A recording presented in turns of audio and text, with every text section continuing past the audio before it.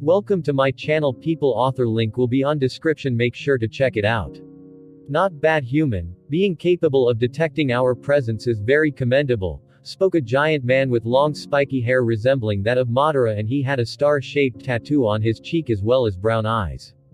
Just by standing still, he was exuding a very tyrannical aura in his surroundings, as if he would bite anyone that gets close to him, and beside him stood a man with long flowing black hair and black eyes that almost seems like an abyss, and anyone that stared into them felt as if they were about to lose themselves. His body was on the thinner side compared to the other one, but his aura was very dark and eerie, scaring many people. There were the dragon god Seryu and the demon king Shuden Doji, the rulers of the beast world and the demon world respectively. A beast can tell when another beast is nearby, muttered Mukai with a smirk, but the tyrannical-looking man simply shook his head and said, "You can only qualify as a cub, young man," before he took a step in Mukai's direction, only to be stopped by another rift opening, and Izumo came out of it, this time with his real body, and said, "Oi Seryu, this guy is for me to deal with, go play with the rest instead." Seryu stared at Izumo calmly before he turned to the man beside him and said, "Let's make this quick, Doji." Doji nodded calmly at him before he turned to Amatsu and Izumo and said, "The master is truly mad this time, don't waste too much time." Izumo's green eyes shined slightly with an eerie light when he glanced at Doji's abyss-like eyes, while the seal created by the sky stone shivered slightly to the astonishment of the monkeys, and it seemed Kika Doji's words reached Amatsu easily.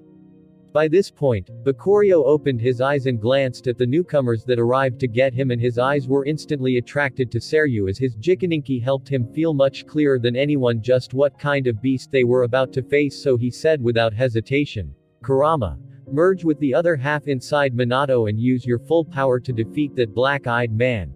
Kurama nodded reluctantly and went to Minato as Bakurio kept giving orders quickly, "Jiraiya, Fugaku, Tsunade, and Itachi. Assist Mukai against Izumo. Hiruzen, keep the Death Reaper from interfering in the fight. Shisui, and the Black Tortoise Sage, assist Minato against that Doji person. Endai, I will entrust you guys with keeping that woman sealed. The rest of the ninja, split into 3 groups and assist whoever needs help the most."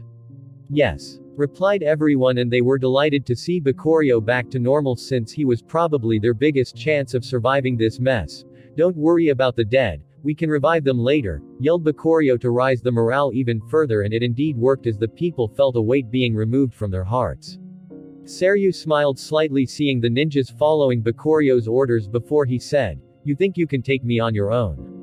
Bakurio stared at him coldly and replied, "I will do whatever it takes to stop you." Seryu had a toothy grin showing a full set of sharp teeth as he said, "I wonder when was the last time I was underestimated like this." Then he disappeared and reappeared in front of Bakurio, sending a terrifying kick at him. No one was able to react to this speed other than Minato, who just merged with the other half of Kurama and became a full Jinchuriki. But he could only follow the movement with his eyes and couldn't save Bakurio in time. However, Bakurio didn't need anyone to save him, or at least so he thought, as he activated his giant Susanoo to create an armor over his body at the last second to protect himself. However, to his surprise, the armor was easily broken through by Seryu's kick and connected with Bakurio's stomach, sending him flying through the air while coughing a fountain of blood. Aghh, Bakurio grimaced as he crashed into countless trees before his body came to a stop, and he could feel that he would have died if not for the devil's armor set he was wearing that greatly enhanced his defense.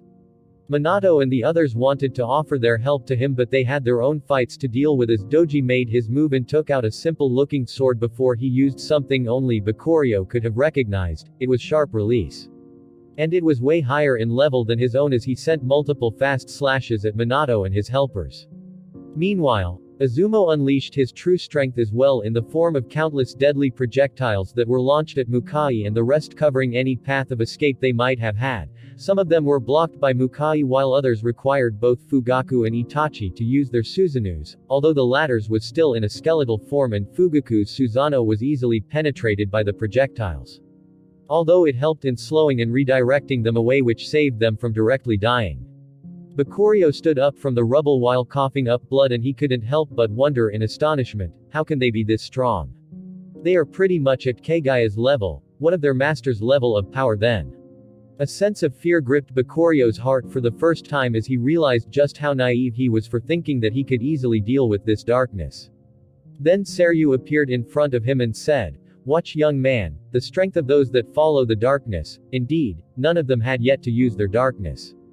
This fight is doomed," thought Bakuryo as he summoned his full perfect Susanoo and made it wear his legendary sword, but Seryu simply jumped all the way to the forehead of the Susanoo before he could do anything and punched him through it and into the ground before he sealed his body using a weird energy and said, "Just watch the show silently." Bakuryo gritted his teeth at the powerlessness he was feeling as nothing he used worked. Yomi no Kuni was easily deflected, his Susanoo was easily broken through, and he was given no chance to open his gates as Seryu seemed like he could read his intentions easily. Then, Bakuryo watched how all of his preparations slowly crumbled. Amatsu broke out from her seal and started fighting the 4 monkey sages and soon after easily started killing them one by one.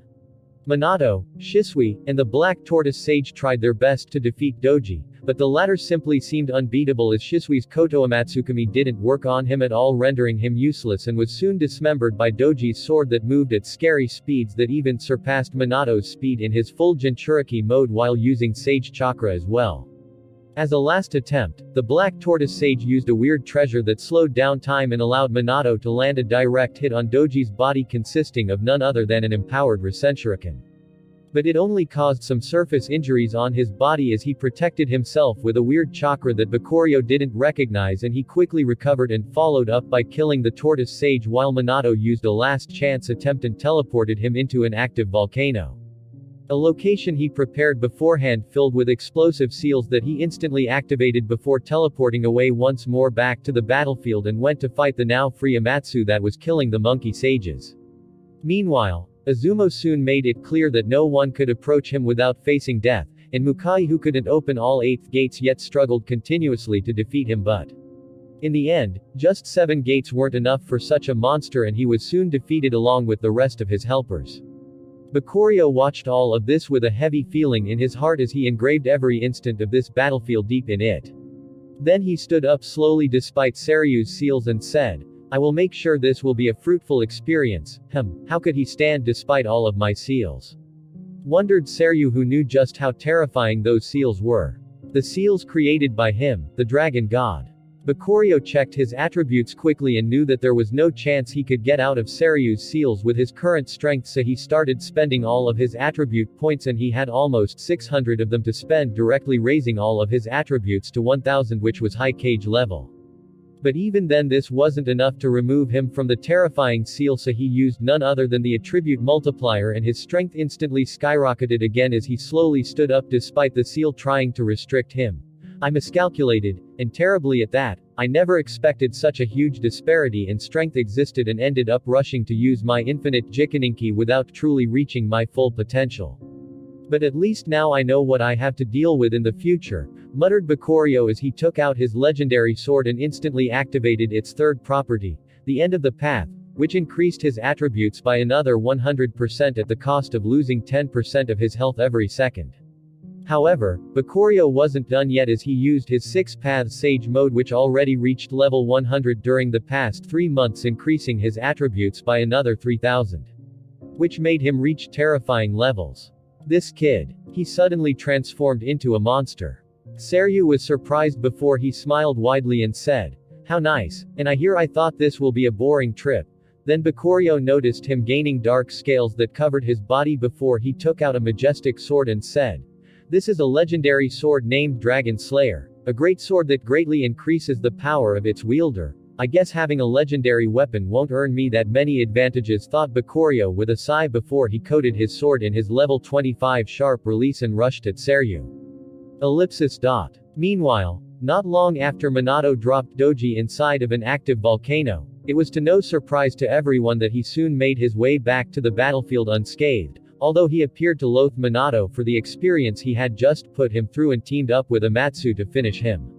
Minato struggled as much as he could, using his Flying Thunder God Jutsu and the massive chakra granted by Kurama to redirect and dodge as many attacks as possible while landing some of his own, but in the end, he was simply too weak to cause them any harm and was eventually defeated as well, leaving Bakuryo alone on the battlefield to face all 4 of them. Amatsu, Izumo, and Doji didn't interrupt Bakuryo's fight with Seryu and only watched from a distance and discussed in surprise how Bakuryo was able to keep up with Seryu. This isn't bad at all. No wonder the master wants to take him in and nurture him, said Amatsu with a grin covering her face, and Izumo replied with one of his own. I guess he's acceptable, although he seems kind of stupid to me for trying to fight the strongest out of all of us. Just the fact that he can determine the strongest between us is already amazing considering the difference in strength which he's barely crossing through using that sword of his, although he's slowly running out of steam, replied Amatsu again while observing the fight that was happening at terrifying speeds that no normal ninja could follow, even those at the cage level. Doji watched all of this silently through his eerie abyssal eyes as if nothing mattered to him. Damn it, I'm not causing him any damage and can't recover my health. How am I supposed to fight this kind of monster? Wondered Bakuryo, whose health was already at 30%. He discovered that those scales covering Seryu's body were very hard and had a property that allowed them to disperse energy, which made it even harder to harm him. Not to mention that the latter was very strong physically as well and was able to match Bakuryo in both speed and strength easily. Bakuryo's eternal Mangekyo Sharingan didn't offer any help to him, as even his Yomi no Kuni didn't pose any harm to Seryu, whose scales seemed to be able to resist everything including death. I need to find a solution quickly, thought Bakuryo before he decided to use his Eye of Truth and see if he could find a way out of this situation through its unique vision.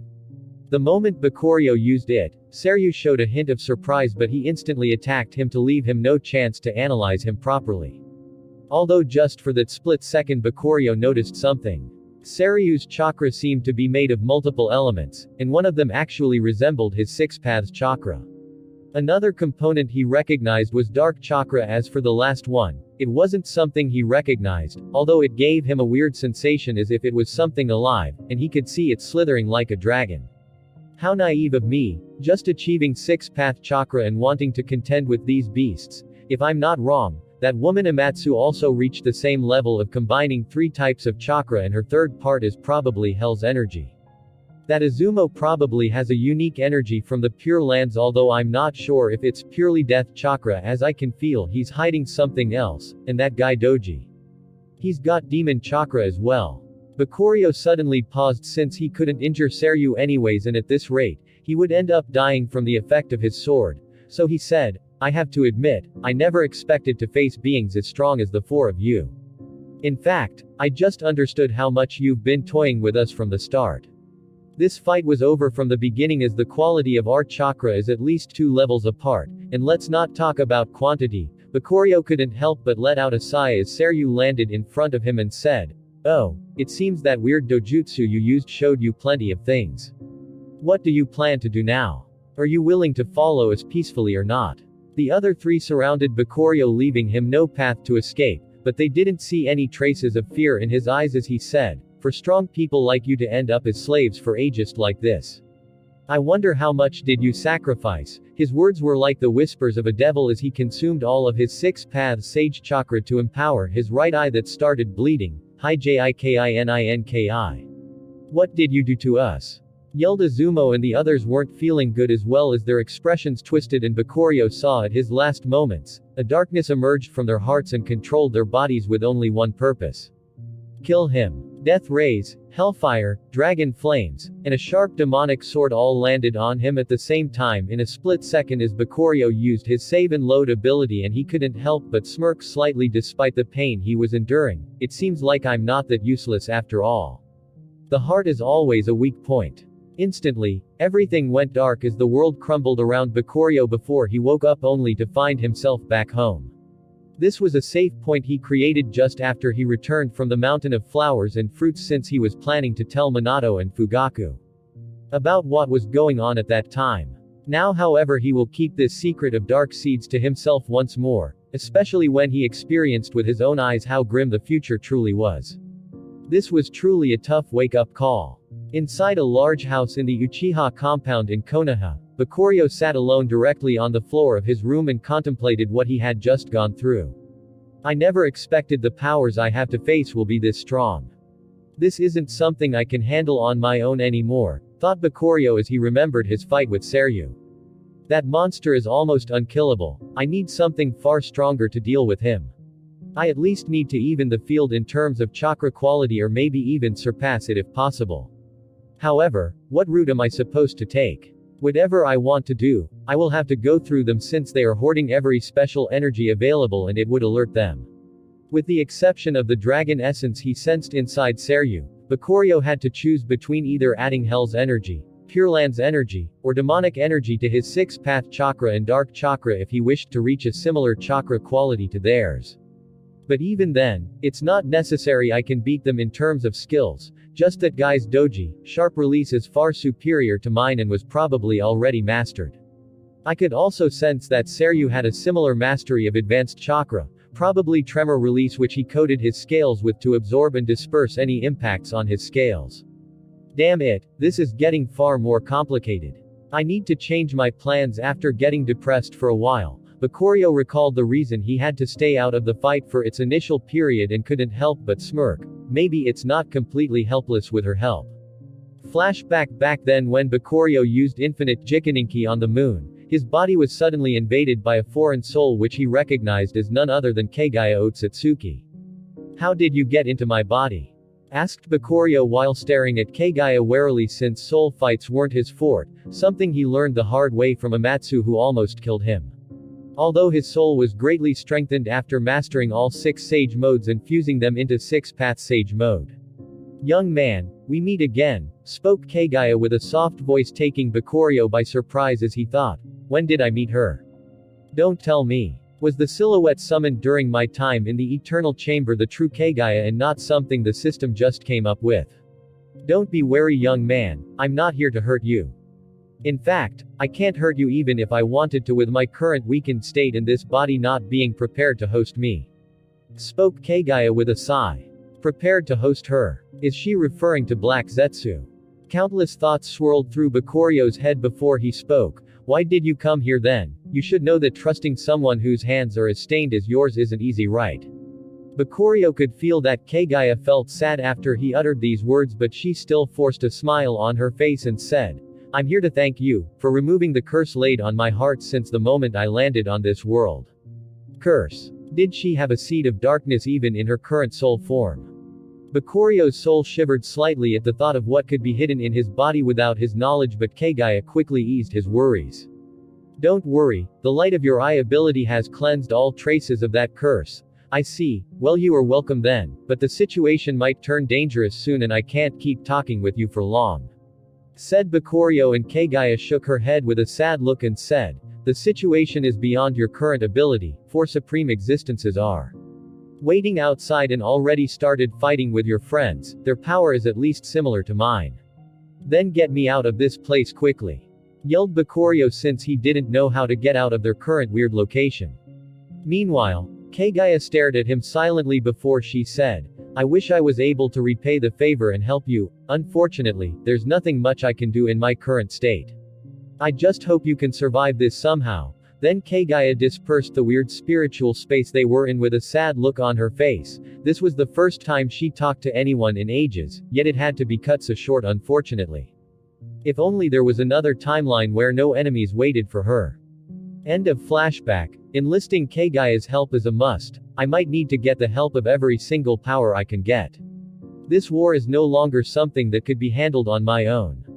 Thankfully revived Keigaya is quite strong. And I might not even need to give her the 10 tails to get her back on her feet. A plan quickly started forming in Bakurio's mind before he clenched his hands tightly with his eyes closed and thought, I can't let that scene repeat itself again.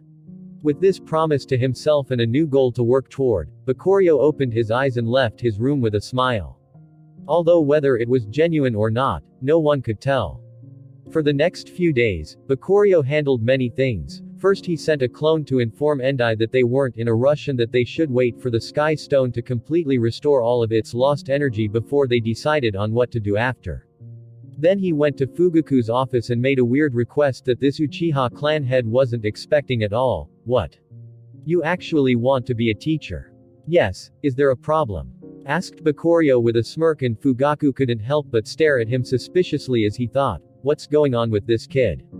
He always seems to be in a rush, but now he actually wants to settle down and become a teacher.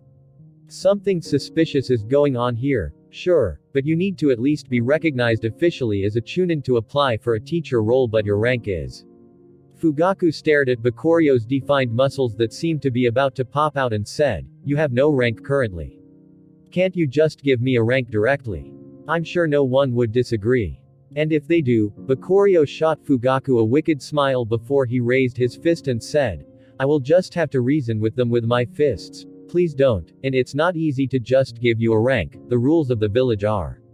Fugaku tried to bullshit Bakuryo since he didn't want him in the ninja academy, but Bakuryo easily saw through him and said, "Fugaku-kun, I don't care about the rules, tomorrow I want an elite Jonin certificate." Then Bakuryo patted his shoulder with a smile and left the office and met Shikaku along the way and greeted him. "What do you think, Shikaku? I'm sure you heard everything," said Fugaku with a sigh that was different from his usual stoic look, and Shikaku couldn't help but chuckle slightly and said, "It might be good for the students. It will motivate them to grow stronger. Plus Bakuryo's mastery is no joke. I heard from Kakashi and Guy that he already mastered all chakra transformations, and his taijutsu is also masterful to the point that even someone like Mukai see him in high regards. In terms of teaching capability, he's definitely perfect. I know, but I just have a weird feeling about this sudden decision of his. It's unlike him to settle down like this after all his time rushing to train from one place to another."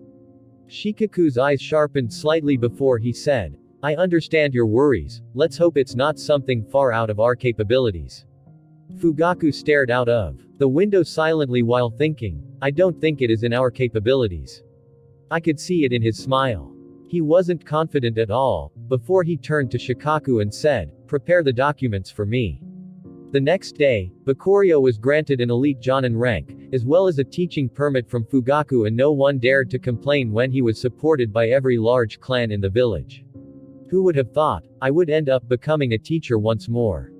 Thought Bakuryo, getting reminded of his past life. He used to be a businessman, and he ended up doing many seminars, especially in the later parts of his life, but in reality, he only did them because he enjoyed teaching his grandson his ways. I wonder how's he doing after I left him as well. Thought Bakuryo with a sad look on his face before he quickly shook his head and opened the door in front of him. It was the door to the classroom he was supposed to teach, and he of course insisted on being assigned to the best classroom with Naruto and Sasuke in it. The classroom was chaotic as you would expect from kids, and it was even more chaotic after Bakuryo entered, and the students were a bit surprised since they weren't expecting him. "Where's Teacher Iburu?" asked a little kid, and the others had the same question in their heads other than Naruto and Sasuke, who knew about this and remained silent in their seats. "Silent," said Bakuryo coldly, making the students shiver slightly with how stern he looked, while some of the girls' eyes started shining slightly while staring at how handsome he looked before he said, "I'm your new teacher, Bakuryo Uchiha. I will be responsible for your ninjutsu and survival training from now on." The students gulped slightly, while those that realized Bakuryo's identity like Shikamaru and Sakura were startled by the huge changes to his body. However, even they were scared slightly when getting stared at by that pair of active Sharingan. "Any questions before we start?" spoke Bakuryo, and one of the students, a girl, gathered her courage and asked, "What happened to Iburu-sensei?" Bakuryo glanced at her and said calmly, "She was transferred to teach a different class." The little girl nodded hurriedly and sat back down on her seat. "Now then, let's start the lessons," said Bakuryo before he leaned on his desk, casting a huge shadow on the students, and said, "Who can here explain to me what is ninjutsu?" The students remained silent before Sakura stood up and said, "Sensei, ninjutsu is the way to manipulate chakra and use it to achieve multiple effects." Bakuryo nodded at her and asked her, "Then do you know what chakra is?" Sakura hesitated slightly and said, "I'm not sure. I only know that we are born with it, but it's usually dormant." Bakuryo was asking these questions to assess the students' knowledge, and after having confirmed their level with a few more questions, he let out a sigh and thought, "Other than Naruto and Sasuke, I will have to basically start from zero with these kids. But it shouldn't be that hard." After having decided on a teaching plan, Bakuryo instantly started teaching the students the basics of chakra and how to use their imagination to make it easier for them to manipulate it and whatnot, and he spent a few hours cramming this knowledge inside their heads before he said, Tomorrow there will be a test on what I taught you today. If someone gets a score below 50%, they will be expelled from the academy. You are dismissed now, expelled. The students were startled and some of them instantly regretted not writing down what Bakurio taught them. HMPH, I'm from the Arima clan, you can't expel me, it's against the rules of the academy.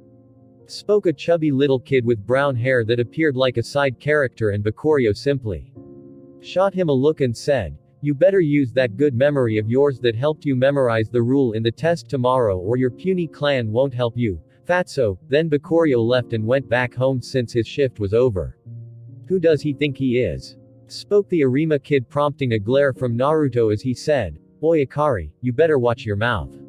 Nani? Yelled the Arima kid, and a fight soon ensued. Bakurio didn't care about all of this, he was only thinking about his purpose in wasting his time on all of this. Since he decided that it was best to get help in facing those four bastards and the one behind them, he had to get a literal army, and what better way there is other than building it from the population of this world. However, he needed to have a good teaching system, which is why he decided to experiment in the Ninja Academy first.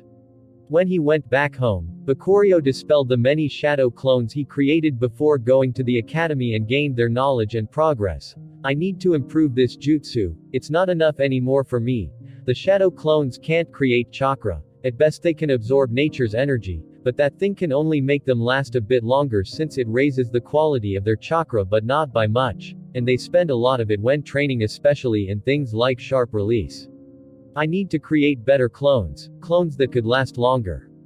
However, that will require them to have real bodies. Bakurio frowned slightly as he contemplated in his backyard, and Kushina couldn't help but approach him and sat beside him while offering him some tea and asked, What's wrong Bakurio-kun, did something happen on your first day teaching? Bakurio took the tea from her and responded with a smile, Thanks, and no, the teaching went perfectly. I was just wondering if there was a way to improve on the shadow clone jutsu and maybe make it last indefinitely. Kushina pondered slightly and said, The shadow clones are formed from a perfect use of transforming chakra into physical and spiritual energy that takes the shape of the user and even connects the clones to them spiritually. So, the only way to keep them active is by pumping your chakra into them. That's how it has been since the moment they were created, indeed. Responded Bakurio with a lost look on his face, and Kushina tried to cheer him up and said with a smile, I'm sure you will find a solution. Let's ask Minato later. Bakurio nodded at her with a smile and kept thinking. Would release clones can even allow Madara to use the smaller version of Susanoo. They are special, maybe they could even regenerate their chakra, but why is that? Was it because they are the combination of three attributes? Indeed, Bakurio discovered that wood release was a combination of earth, water and the yang release that made Hashirama's body special, and he couldn't help but suspect that the addition of that yang release is the reason it could have such a special property. Suddenly, Bakurio gulped down his tea and said to Kushina, I'm going to try something, step away please, Kushina was surprised, but she nodded at Bakurio and watched curiously what he was trying to do, but she only heard him muttering, Dust release. Clone jutsu, before she fell in deep shock as she watched a white light covering Bakurio's body before he fell to the ground with blood spilling from every pore of his body. Bakurio-kun. Well, that was a total failure, thought Bakurio as he used the remainder of his strength to cast a recovery spell before he fell unconscious face first in a pool of his own blood. It took Bakurio a few hours to wake up, and he recognized his location to be the Konoha hospital. Moaned Bakurio as he tried to stand up, but he felt every inch of his body burning in pain. Don't move, the damage to your body is terrible, it's unimaginable how you are still alive after all of this. Said a feminine voice which he instantly recognized as Tsunade's, and Bakurio couldn't help but ask, What is the condition of my body? Tsunade glared at him silently before she said in an angry tone, All your internal organs are injured and you lost too much blood. The only reason you are still alive is because of your abnormally strong body and regeneration. Just what in the hell did you do to cause such internal damage? Bakurio lowered his head and fell silent as he thought, it seems like this is why there are no dust release clone users. This ability is simply suiciding as it tries to split the particles of the user to create an identical clone of them. However, the damage sustained by the real body during the process is simply too huge and I couldn't even keep my concentration during the process. Bakurio let out a sigh which made him wince in pain once more before he said, I was testing a new ninjutsu but I didn't expect I would end up like this. Don't worry, I will be fine. Then he used another recovery spell on his body that greatly eased his pain and took a minor health potion, and to the shock of Tsunade, he suddenly stood up almost completely recovered. You are as abnormal as ever, said Tsunade in shock before she shook her head and said, get the hell away, I have some work to do. Bakurio smiled awkwardly at her and said, sorry for the trouble, before he disappeared back home, leaving Tsunade alone in the hospital room with an annoyed look on her face. On the way home, Bakurio's eyes kept shining brightly as he thought, this experiment wasn't a complete failure, it could actually help me create a clone, but I simply should tone down the structure of the clone. It doesn't have to be as strong as me, since a clone like this one that's built literally from my own body can grow stronger, and with it having a real body it could solve the problem with the recovery of physical energy. However, there still remains the question of how to integrate spiritual energy into it. To make it perfect I will actually need to give it a piece of my very soul. Bakurio fell deep in thought while walking back home, and he entered a state of enlightenment thanks to his mastery and activated his multitask ability and instantly forgot everything around him as he simply kept walking instinctively and trying to merge all the knowledge he had to create the clone jutsu he desired. Soul, the closer jutsu I know that can affect the soul is the spirit transformation. I wonder, would dust release work similarly if I take a spiritual form? After having decided on this idea, Bakurio quickly went back home, and after struggling to convince Kushina that he was okay, he quickly went to his room and closed the door behind him. Let's see if this is going to work, muttered Bakurio before he sat down cross-legged and instantly activated the spirit transformation jutsu and left his body. First step complete, now then let's try this. Dust release. Clone jutsu. Bakurio embarrassed himself for the pain, however, nothing happened and he couldn't help but frown slightly as he thought. It seems like I can't use other jutsu in this state. Let's try something else then. Bakurio returned to his body and opened his eyes, showing his majestic eternal Mangekyo Sharingan. My Yomi no Kuni has some effect on souls which was further enhanced with the evolution. Let's see if it's going to work. After having made his decision, Bakurio activated Yomi no Kuni, which made a white chain appear in front of him which he manipulated to latch into his soul and absorb a small part of it. Just 1% is enough, I can't risk what I don't understand, he thought. However, even that 1% still caused him unimaginable pain that he didn't expect at all. It was a literal nightmare that he had to endure. Aghh, this better works, muttered Bakurio as he retrieved the white chain from his body before he used the dust release clone jutsu, and this time he manipulated it to only take 1% of his particles as well and used all of his power to manipulate them into a floating pile of gore and blood. Then, he poured a high-quality healing potion on that pile and used his recovery spell empowered with his 6 paths chakra and watched as the pile of gore started to grow bigger and bigger before it started to connect together and formed the frame of a body that kept getting clearer and clearer the more it recovered. Thankfully I have a strong vitality and my cells can handle this much recovery, thought Bakurio with a nod, and not long after, a spitting image of himself appeared in front of him, although it was a 10 years old normal version of himself that didn't have his crazy muscular frame. Appraisal, thought Bakurio, and information instantly appeared in front of him. Dead body, attributes. STR 80, Agi 80, Phi 80, Bit 30, Sta 80, Spirit 0, Bloodline. Uchiha 50%, Hyuga 50%, Akamichi 30%, Shadow 35%. Abilities. Tenketsu release, Blessing of the Elements, Nature's Blessing, Reinforced Heart, Rebirth from the Ashes. Not bad. It actually has my abilities and bloodlines, thought Bakurio before he checked on the body and noticed however that none of its bloodline was awakened, so it only had a normal Sharingan at most. Still better than nothing, but Bakurio suddenly held his head and a notification appeared in front of him. Host has sustained damage to his soul. All attributes minus 10% for 1 month. God damn it. That's quite the huge penalty. I just hope the pain would disappear sometime soon, thought Bakurio before he manipulated the floating white chain beside him and pushed it into the dead body in front of him, and instantly felt a weird connection being created between him and the body, which after some struggle, it opened its eyes, showing the common white pupilless eyes of the Hyuga clan. Bakurio felt a weird sensation as if he had two bodies, both his and the clone's, which left him feeling weird. However, he was also relieved since this meant that the clone was completely under his control. After getting used to the sensation of having two bodies, Yuki started testing the clone's body starting by his system, and he noticed that he could see the interface but he couldn't use any of his special abilities like the save and load ability. As for his Kekkei Genkei, he could only use a 3-Tomo Sharingan, and it wasn't the evolved one like his own, as well as the all-seeing eye of the Byakugan. I wonder if I can reawaken another Mangekyo Sharingan in the future, muttered Bakurio, feeling really curious about this possibility. However, what he was most satisfied with was that this clone could regenerate its chakra automatically.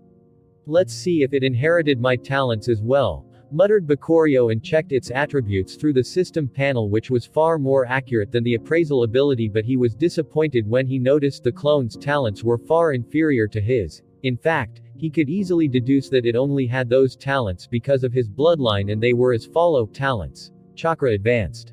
Body advanced. I guess it's still acceptable, muttered Bakurio before he covered the clone in darkness and pushed its body to its current absolute limit and watched as it slowly transformed. Bakurio watched as his clone that was wrapped in dark chakra grew a few centimeters taller and got much more bulkier as well. However, he was still far from being comparable to him. All attributes reached 150, not bad, he thought. Then he simply ordered the clone to focus on practicing the sharp chakra transformation. It seems like I will have to wait for a month before I could create another clone. However, this is pretty good. I can't wait to have an army of real clones. Bakurio couldn't help but smirk widely before he went to sleep, since this day was very tiring to him both mentally and physically. The next day, Bakurio ended up doing a test for his students just as promised, and all those who failed it were directly expelled from his class, which created a huge controversy. One of the kids that got expelled was none other than the Fatso from the Arima clan, and he immediately ran back home to complain to his parents about this incident, which made them very angry. However, they were merchants, and his father immediately understood the implications of antagonizing the Uchiha clan. This stupid son of mine. If I knew his teacher was that monster Bakurio, I would have tried to carry favor with him. Now everything is ruined and he might even hate our clan for it. Little Fatso didn't understand his father's attitude at all, and so were many other kids that got expelled. In fact, some of the parents even went as far as bring their kids to apologize and asked Bakurio to give them another chance, which after some contemplation and nagging from Fugaku, he agreed to. Listen kids, you may think that my classes are difficult, but would you rather waste 3 or more years to learn a useless transformation jutsu for you to play hide and seek with, or do you want to become a real ninja? If so, I already discussed with the Hokage, and if anyone wants to relocate from this class, they are welcome to do so. However, you won't get the opportunity to join again in the future, no matter the connections you have, even if you are from my own Uchiha clan. Seeing the cold look in Bakurio's eyes, both the parents and their kids knew that he wasn't messing around, and some of the kids quickly gave their opinions. I'm staying. Me too. So do I. Nod. Many people agreed, and surprisingly it was Shikamaru the one who spoke first. Some parents were reluctant if they should keep their kids in this special class or not, and the majority of them ended up transferring their kids to other classes. Although that cunning merchant from the Arima clan kept his son in this class despite his wailing. Good. All those that were against joining my class, follow teacher Uruka and he will take care of your arrangements, the rest follow me. You have survival training today. With this said, Bakurio turned around and went towards the classroom, which surprised the students. Don't we usually do this training in the playground? I don't know, maybe teacher doesn't know the way yet. Doubts rose on the students' minds, but Bakurio's destination was the classroom from the start, and once everyone took a seat he spoke. Today's test is about survival. You will each be assigned opponents that you have to beat, and there's a secret task that if you complete, you will be awarded with 100,000 ryo. Good luck. How are we going to be assigned opponents here? Asked Kiba curiously while staring at Bakurio, but just as he did, he felt attracted to his blood-red eyes, and before he knew it, his vision shifted and he found himself in a field with a splitting image of himself facing him. What's going on? Muttered Kiba while observing his surroundings warily, but the clone in front of him suddenly spoke. Your mission is to defeat me. Huh. That would be too easy. spoke Kiba with confidence, but the clone simply smirked at him before he started beating him up left and right while laying on the ground. Kiba grimaced in pain and he almost started crying, but suddenly a golden blob fell on his body and he found himself healed from all of his injuries and invigorated. That felt so good, said Kiba, but he heard the clone suddenly say, "Let's begin round 2. Heck no," yelled Kiba before he turned around and started running away, but the clone had the same speed as him so he couldn't increase the distance between them. What should I do? Was the only thought in Kiba's mind before an idea suddenly hit him. That's right, my clan's taijutsu. Suddenly, Kiba turned around and landed on all 4 and started running like an animal at his clone, and he was able to land a few hits on it but still lost in the end. However, this time he wasn't discouraged but rather smiled widely and said, "Next time I will beat you," and a golden blob came right in time, invigorating him as he started fighting once more. The students were all encountering similar situations, which was all the doing of Bakuryo's genjutsu. Thanks to his evolved Sharingan, he can now create such realistic genjutsu easily and made it so that the opponents of these kids all have a simple close combat mastery of level 5. However, this was still a huge task for these kids. However, some still successfully passed the test, such as Naruto and Sasuke, as well as Shikamaru, who outsmarted his clone by using the terrain to his advantage. Shino used some bugs to block the clone's vision and so on.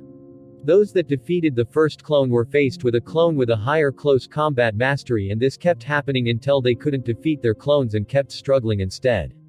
After 1 hour of training, all of the kids were expelled from the genjutsu and they found themselves still sitting on their seats with their small bodies completely fine. Today's survival training is over. Unfortunately, no one completed the secret task. Although some of you got close, you were all dismissed. Bakuryo shot Sasuke a smirk before he left the classroom and little Sasuke couldn't help but pout. "Next time I will definitely break from your genjutsu." On the way back home, Bakuryo had a satisfied smile on his face. It seems like this training method is doable, and since it's just a genjutsu, the kids will only get tired mentally and they don't need to worry about injuries. 1 month went by quickly and Bakuryo started to get used to his teaching routine and the students were showing great improvements. Some of them can even beat those that were 1 year older than them, which attracted the academy's attention. However, Bakuryo told them that it wasn't yet time to change the whole teaching system and he had to fine-tune this training method first, since he began to find a few glaring problems with it. The students were advancing rapidly thanks to being able to go all out inside the genjutsu, since they can always recover, but that was a very dangerous habit they were cultivating, since in the real world, they only had 1 life to spend and that fighting style would spell their doom. So, Bakuryo ended up splitting the survival classes, with 2/3 happening in the genjutsu and 1/3 in the real world, which seemed to be a good balance so far, but he needs to wait and see the results. After returning back home, Bakuryo noticed that the negative status he had been enduring was finally gone and he decided to create another true clone today. After taking a deep breath, Bakuryo steeled his heart and said, "True clone jutsu," and instantly, a white light covered his body before it removed a pile of gore that ended up floating in front of him. Bakuryo was slowly getting used to the creation of clones, and it helped that he got somewhat of a skill for it, which was the dust release clone jutsu, which he still has at level 1, but it allowed him to cast the jutsu automatically through the system. He didn't get a direct true clone skill from the system because it combined 2 elements, the use of his dust release and the use of his Mangekyo ability. And he didn't find leveling up the clone jutsu useful, since it only made the chakra cost lesser during the process. After creating his second clone and strengthening it with dark chakra, Bakuryo sent it to practice with the other clone. Its duty was to level up his true fighting mastery.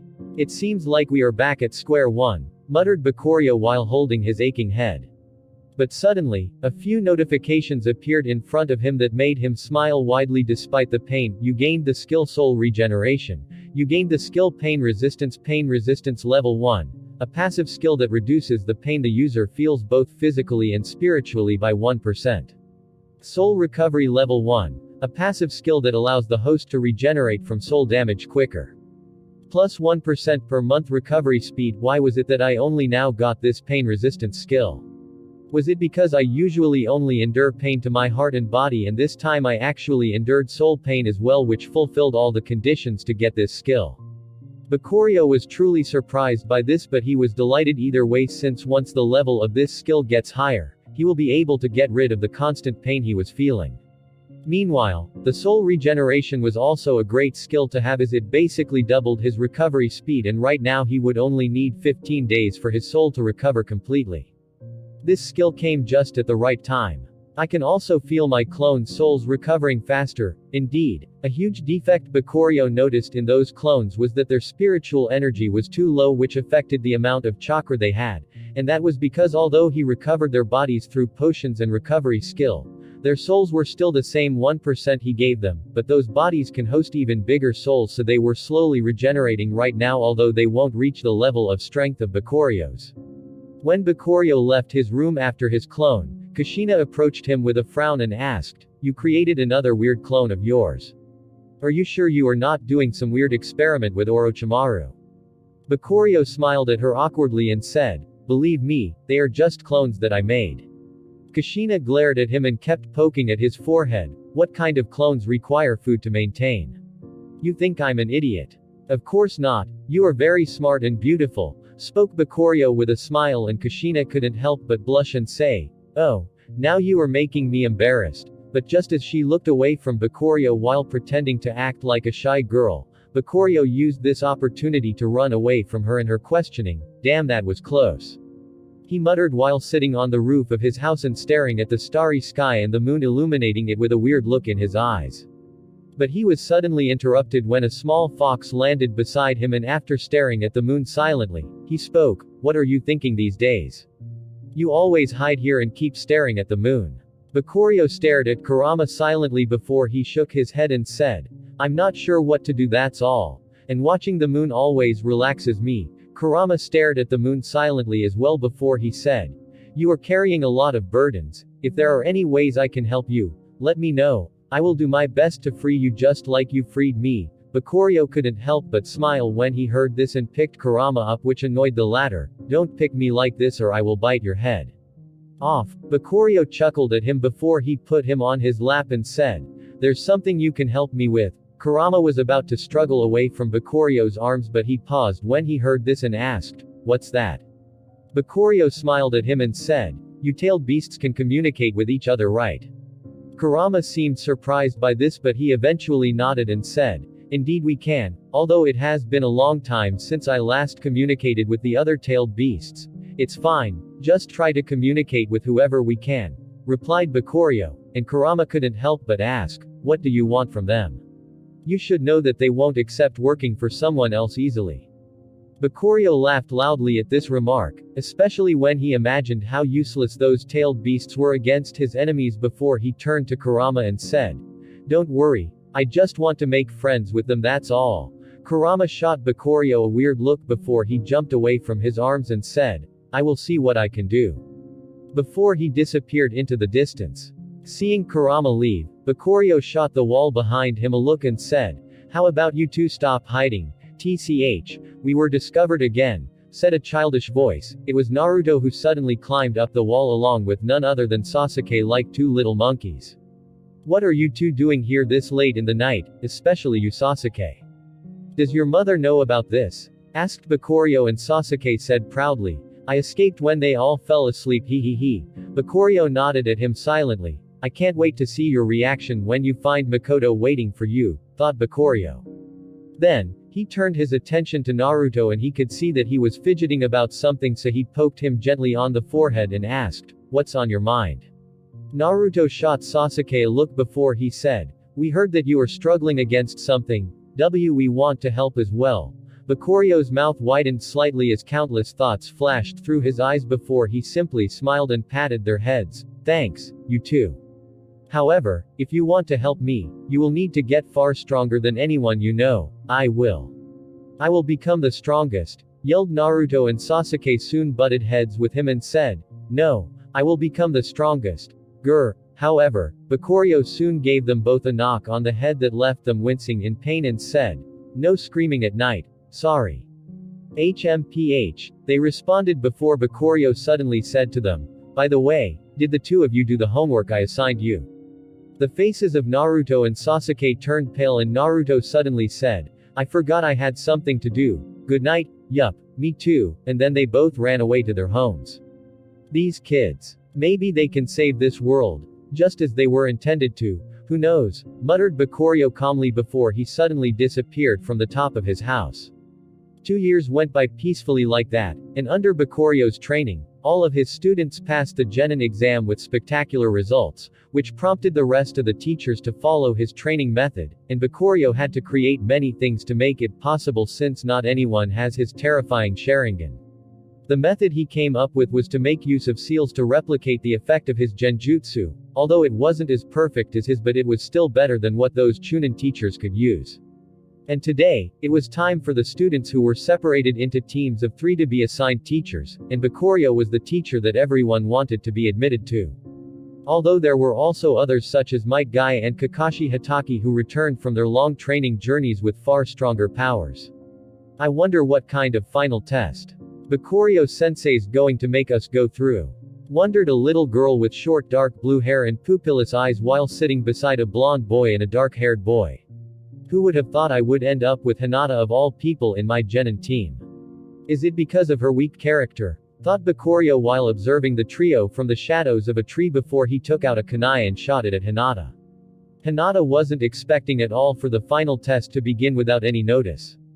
However, Naruto and Sasuke were different, as the first lesson they ever learned from Bakurio was to always be on guard no matter what, and it became an instinct of theirs as Sasuke immediately noticed the kunai and deflected it with one of his own, causing it to pass by the shocked Hinata and land near her foot, while Naruto rushed at the source of it while summoning multiple clones along the way to help him. What's going on? Asked Hinata in surprise, and Sasuke stared at her coldly and said, "The test has already started, get ready to fight." Then, he rushed after Naruto and used a great fireball jutsu at Bakurio's location, which he detected with his now activated Sharingan. Bakurio smiled slightly while watching this before he jumped down from the tree to dodge the fireball and engaged in hand-to-hand combat with Naruto and his multiple clones. "I got you." Suddenly Sasuke appeared from under him and Bakurio saw the Sasuke that just attacked him with a fireball smirking at him. "Oh, not bad. He actually was patient enough to use a shadow clone far before I arrived while he remained hidden under the ground all this time. These kids are becoming more and more sneaky," thought Bakurio with a smile as Sasuke's punch landed on his stomach.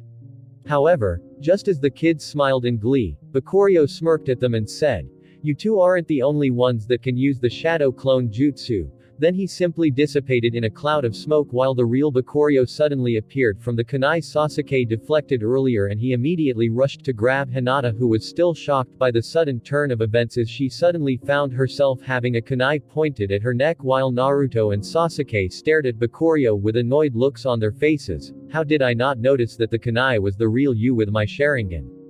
Asked Sasuke, who was still not believing that his eyes were easily tricked, but Bakurio simply stared at them coldly and asked, "You two planned very well, however, you thought so highly of yourselves and decided to discard what your third teammate here has to offer. If you relied on her Byakugan, you would have noticed me far before I arrived and could have seen me transforming into a kunai." Naruto and Sasuke didn't know what to say, as they indeed looked down on Hinata's fighting power and they didn't think that she would be of much help, which is why they excluded her of their plan. However, they were starting to regret it right now. They didn't do this out of hate for her or anything. In fact, Naruto liked her very much, but they were simply far ahead of the current students of their generation, which made them overlook the unique abilities that others might have. Hinata didn't like the feeling of being looked down upon and she was barely holding back her tears, but Bakurio's next words made their hearts freeze. "I will give you a choice right now. You two can choose to either pass the test at her expense or you can choose to fail and she will pass the test alone."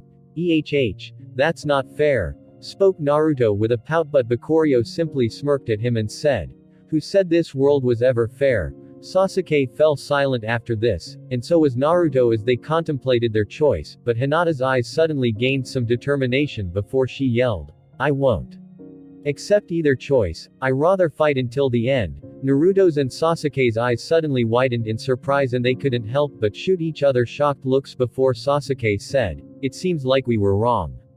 Indeed, our third teammate isn't weak at all," replied Naruto with a wide grin, before they suddenly stared at Hinata and communicated their thought to her. Give us just one instant to save you. Hinata smiled after seeing that her teammates finally accepted her before she suddenly said, Tenketsu release. And Bakurio found his hand that was near her neck pushed away. In fact, all of his body was pushed away from the chakra shockwave Hinata generated, and she used this chance to block some of his Tenketsu points with her gentle fist. Naruto and Sasuke, seeing her creating an opening, used a pincer attack on Bakurio while each yelling, Rasengan. Chidori. Hinata watched in amazement as Sasuke's hand was covered in terrifying lightning and he moved at incredible speeds while Naruto created a rotating orb on top of his hands and they both launched them at Bakurio from each side of his body. Not bad, kids. You are finally acting as a proper team. Congratulations, you passed the test, said Bakurio as he blocked both the Chidori and the Rasengan with his bare hands, although they were covered with a layer of rubber that absorbed the impact. Sensei, you are amazing, you can block this kind of attack easily, spoke Hinata in admiration, especially after understanding that Bakurio had to do that with some of his Tenketsu blocked. Bakurio smiled at her before he said, you will be able to do the same in the future. Hearing this, Hinata's eyes lit up in excitement while Naruto and Sasuke smiled widely as they said, we are finally officially Genin, huh? I can't wait to start going on missions. Ellipsis. After this test was over, Bakurio took his team, which was numbered Team 7, to take a photo together to commemorate this day and met many people along the way including Kakashi, and Guy.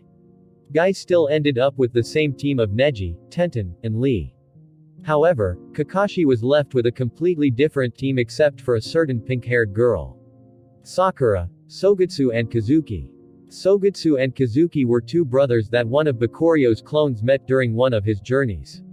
They belonged to a small independent ninja clan that some bandit tried to ransack and he ended up saving them and bringing them back to the village after noticing how talented they were, and he asked Kakashi to take them in. I already have 49 clones which will take care of my various masteries and skills.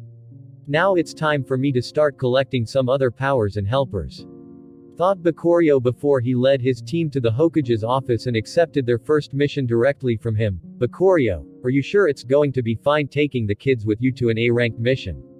Asked Shikaku, who was a little bit concerned, and Bakurio simply smiled at him and said, don't worry Shikaku, this will be a good experience for the three of them. They have been sheltered for too long. Plus they aren't weak after my training, and even Hinata reached an elite Chunin level. Shikaku nodded silently and Bakurio bid them farewell and ordered his team to go prepare some supplies for their mission. Their destination was the land of water where the village hidden in the mist was located. During the last 2 years, Bakurio made sure that the 4th Mizukage Yagura Karataki doesn't end up getting killed, which was no easy task. While Yagura was under Obito's control, for some reason Obito decided to use him as a tyrannical ruler that had no mercy for the weak or those that tries to betray the village and escape his rule. Thanks to this, many clans felt like going for a rebellion was the best choice. This included many of the great clans from Kiri such as the Momoshi clan, the Sukazan clan, the Terumi clan, and so on. However, before they could initiate their coup d'état, Bakurio intervened and advised them against it since they would only end up causing too much death for their side, as Yagura was a perfect Jinchuriki, and beating him was in no way easy, especially when he had other strong helpers to aid him in the dark. What's our mission, sensei? Asked Hinata shyly, and Naruto immediately followed after her. That's right, when are you going to tell us about our mission? Bakurio simply kept running before he smiled and said, your role in the mission is simple, survive. That's all you need to know. Naruto and Sasuke suddenly felt their spines tingling as they could see from the look on Bakurio's eyes that he wasn't joking at all. You are joking, right? Asked Naruto, but Bakurio simply smirked. Meanwhile, Sasuke took his words seriously and immediately activated his Sharingan while ordering Hinata beside him. Hinata, scout out the surrounding for any potential enemies with your Byakugan. We will soon reach the hidden mist village and we might end up getting attacked. Hinata nodded at him and was about to activate her Byakugan, but Sasuke noticed something and grabbed both her and Naruto before he jumped away. What are you? Naruto was about to complain, but suddenly, a few water bullets landed on their previous location where they were just standing and created many deep holes into the ground as a few men appeared from behind the cover of the trees. TCH, these kids are smart, but at least we got the big one, spoke one of the men. He was wearing the Kiri headband and had a bloodthirsty look on his face while he was staring at Bakuryo's body that was riddled with holes as he fell to the ground with a lifeless look in his eyes. "Sensei!" yelled Hinata, who was horrified by the scene. However, Naruto and Sasuke quickly regained their calm and they shot each other a look before Naruto used the Shadow Clone Jutsu as a distraction and they started dispatching their 5 attackers one by one easily. They were only Chunin level after all. Hinata didn't care at all about all of this and simply rushed to Bakuryo's side with a tearful look on her face and kept yelling, "Sensei!"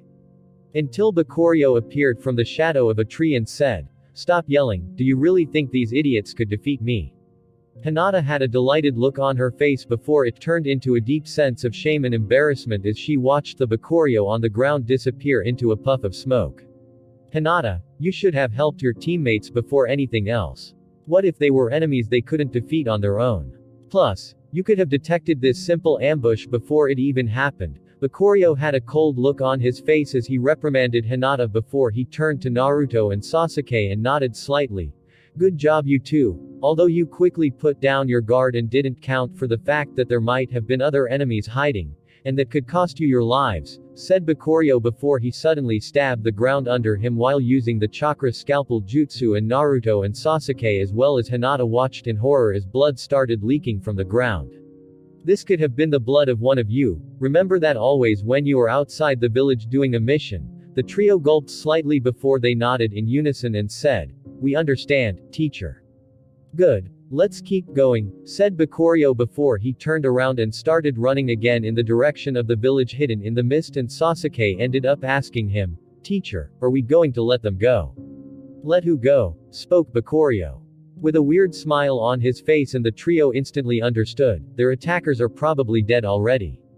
Once they got near the hidden mist village, Bakuryo and his team detected a few people hiding in wait for them, but this time they weren't enemies. Instead, they were the people Bakuryo intended to meet, and among them was none other than the future Mizukage, Mei Terumi. "Bakuryo, how come you brought these kids with you?"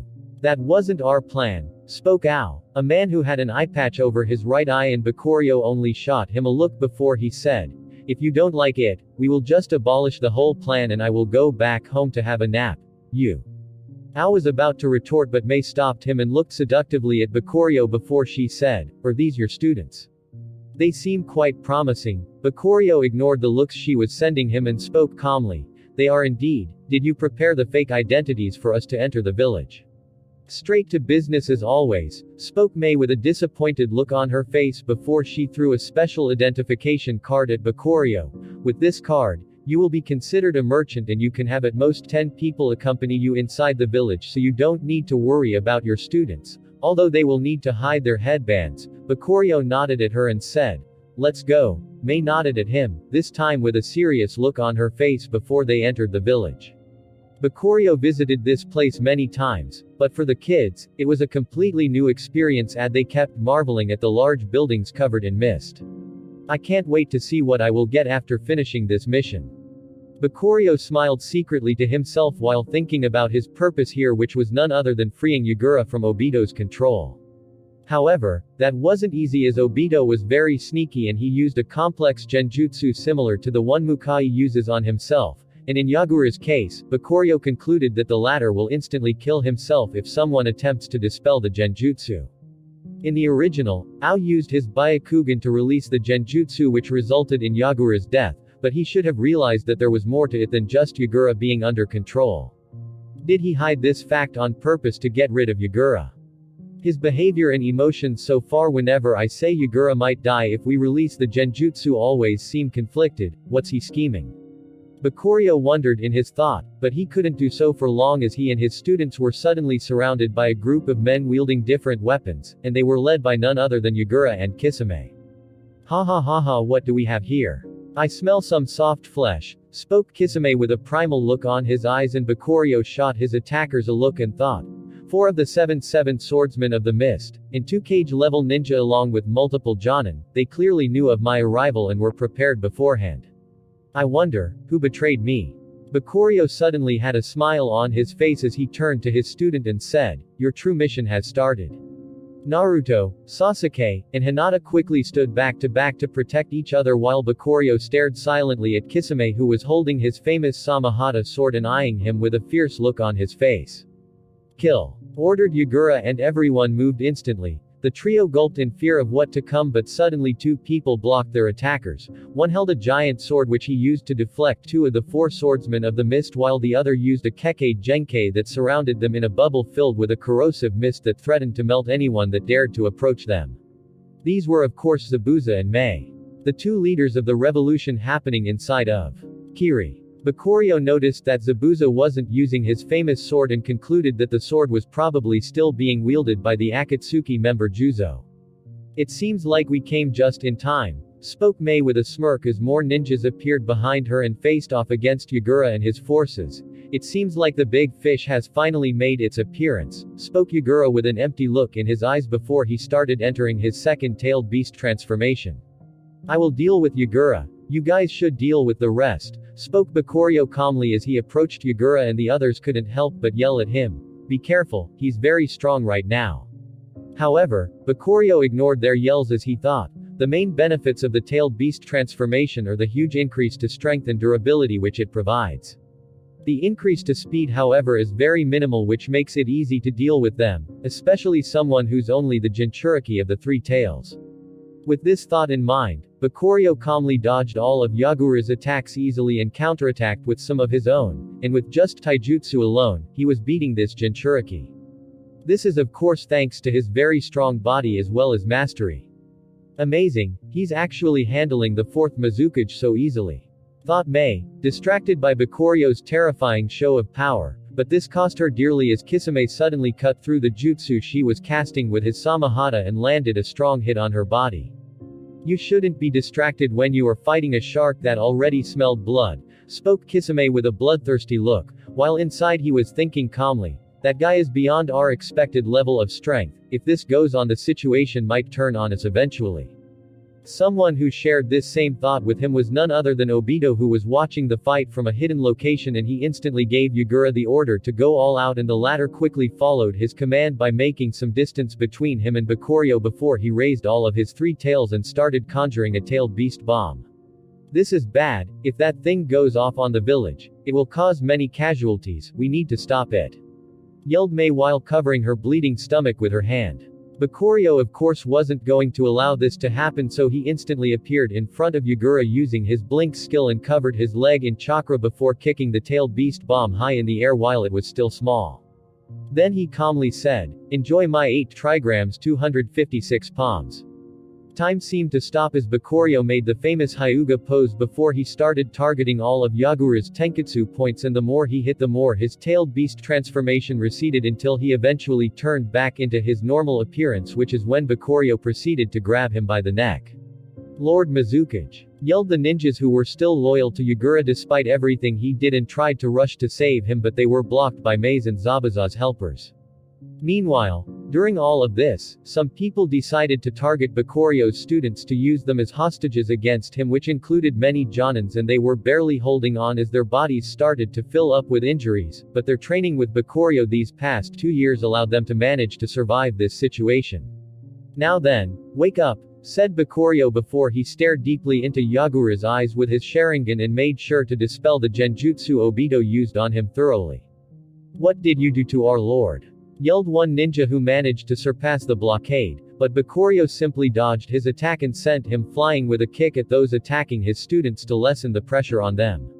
Before he said, "This fight is over, how long are you going to remain dazed, Yagura?" Yagura was in a very emotional state as he was finally broken from the curse of that masked man, the curse that made him do so many cruel things to his own village and tainted his hands red with the blood of innocent people while he couldn't do anything but watch and follow the orders like a puppet. This was a huge burden to carry on his consciousness, and he almost didn't want to believe that he was freed since he now had to face it directly. "Enough," spoke Yagura emotionally, and noticing this, Kisame quickly started running away and disappeared behind a corner without leaving a trace, but Bakurio knew that Obito teleported the two of them away since the situation here was evolving beyond their expectations. "Lord Yagura, these rebels are One Jonin tried to warn Yagura since he didn't trust their enemies, but Yagura approached Mei and Zabuza with an ashamed look on his face and said, "We need to talk. I'm sure many of you want to know what happened." Mei nodded her head and Zabuza glared at Yagura before he punched him and said, "You better have a good explanation for everything that happened or I will kill you." Then he pointed his sword at Yagura, but Bakurio suddenly stepped in front of him and said, "Let the man explain himself." Zabuza stared at Bakurio silently before he nodded reluctantly, and they all went to their conference room where they learned about the masked man that manipulated Yagura with his Sharingan. The room full of ninjas stared at Bakurio and his students coldly, especially Sasuke since he was also a member of the Uchiha clan like Bakurio, and he couldn't help but retort, "Why would a member of my Uchiha clan do such a thing?" The moment he said this, the room that was already on fire suddenly ignited into more heated arguments, including from high-ranking members such as Ao. "Sasuke, shut up," spoke Bakurio calmly, and the room suddenly turned silent since no one could deny that he was here to help them, nor could they mess with him after seeing how strong he was. What Yagura said, "You are completely correct. That masked man indeed uses the Sharingan of my clan. However, just how Ao over there has a Byakugan, it doesn't mean that he's a member of my village's Hyuga clan, right?" After hearing this, the people were suddenly hit by the realization that they jumped to conclusion quickly, and Mei, who was already angry with them, apologized to Bakurio. "I'm sorry for our people's reaction, they are just too agitated because of everything they suffered. I understand, however that masked man is actually a common enemy of both our villages. After all, he was the one that caused the Nine Tails to go berserk 9 years ago." The room suddenly fell silent as they fell into a bigger sense of shock. The situation seemed much more complicated than what they initially thought, and this is exactly what Bakurio wanted them to feel to make it easy for himself to gain them as an ally in the future. Thank you for listening, guys. See you in the next part.